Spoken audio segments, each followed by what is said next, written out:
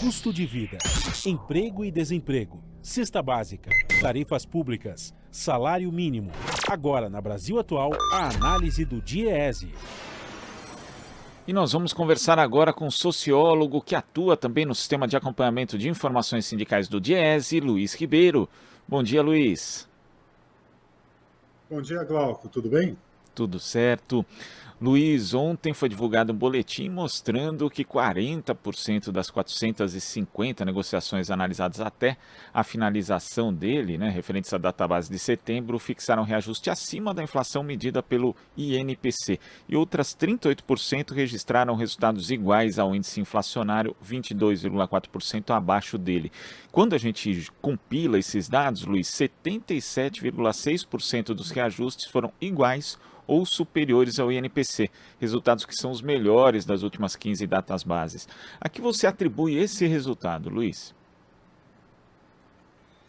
Então, Glauco, esse resultado ele tem duas razões principais, né? A primeira é que ela ocorre num contexto de deflação, né? Nos últimos 3 meses a gente observou uma redução, né, dos preços, né, pelo menos preços gerais medidos pelo INPC, e isso tem contribuído muito para esse desempenho melhor das negociações de setembro, mas também de agosto, né? E o segundo fator, e talvez o mais importante, é porque no segundo semestre, né, e especificamente setembro, você tem já negociações de grandes categorias, né? São categorias com grande poder de mobilização, com sindicatos muito bem organizados, setores mais dinâmicos da economia, né? Então, naturalmente, assim, historicamente, já é esperado resultados positivos, né? Então, nesse contexto de deflação que ocorreu nos 3 meses anteriores, né, isso contribuiu bastante para esse resultado positivo, né?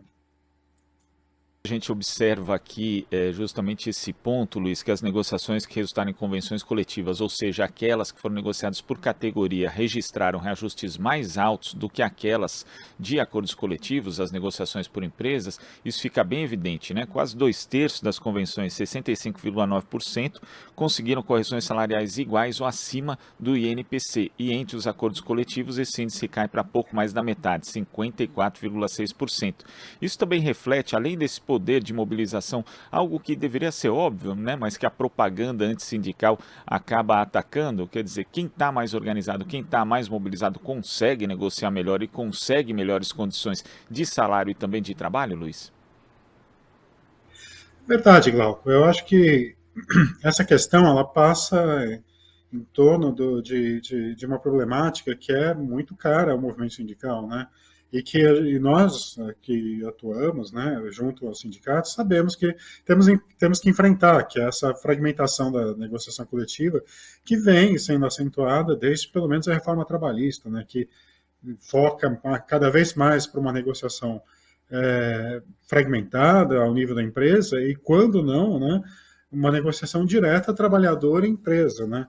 E os dados mostram o contrário, que quando o trabalhador ele atua numa instância muito mais agregada, né, por exemplo, no nível da categoria, os resultados são muito mais satisfatórios, né?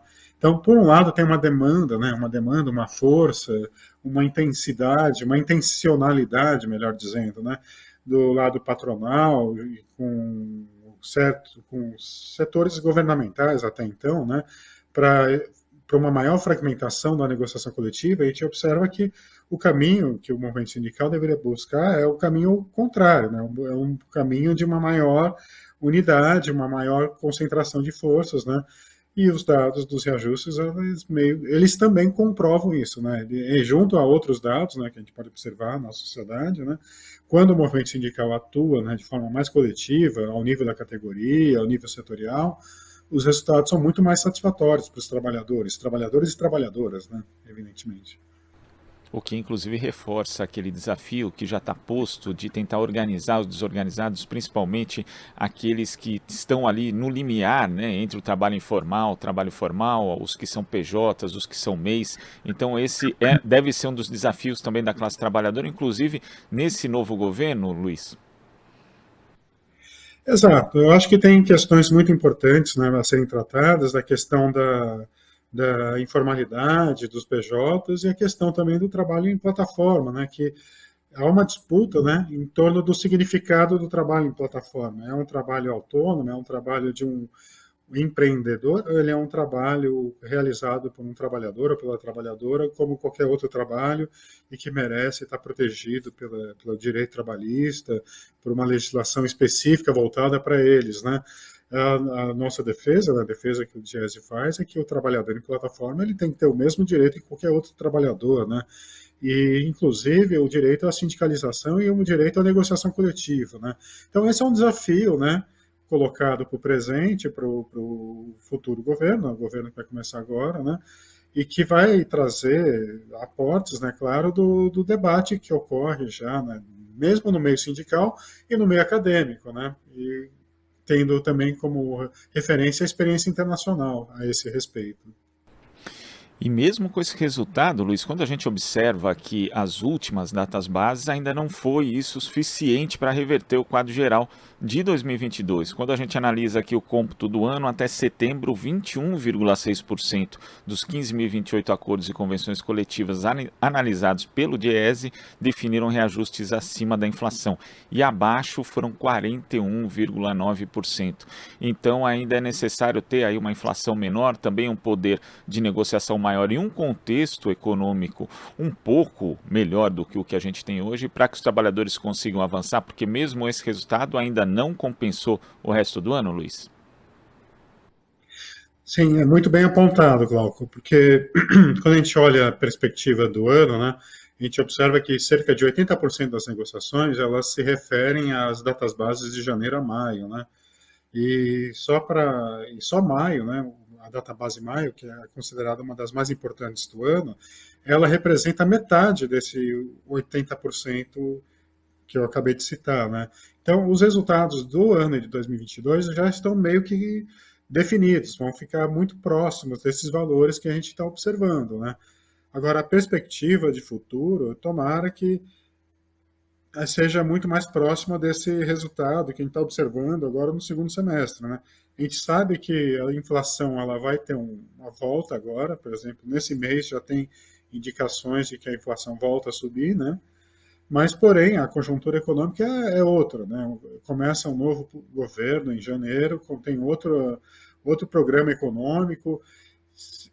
Se tudo ocorrer como planejado, né, como está sendo proposto nessa fase de transição, né, o salário mínimo vai ter um aumento real, né, acima da inflação, o primeiro aumento real em muitos anos, né?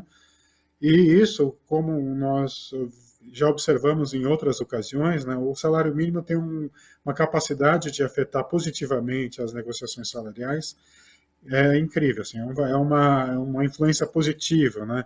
Então, ganhos reais no salário mínimo em janeiro, muito provavelmente vão se refletir logo de imediato, assim, em ganhos reais, né? Mais categorias tendo ganhos reais. Então, a perspectiva do começo do ano, né? Eu sei que existe muita incerteza, né? Mas tem algumas características meio alvissareiras. A gente acredita que vai ter resultados positivos, pelo menos nesse começo do ano de 2023. É o que a gente espera. Luiz, muito obrigado pela sua participação aqui no Jornal Brasil Atual. Até a próxima.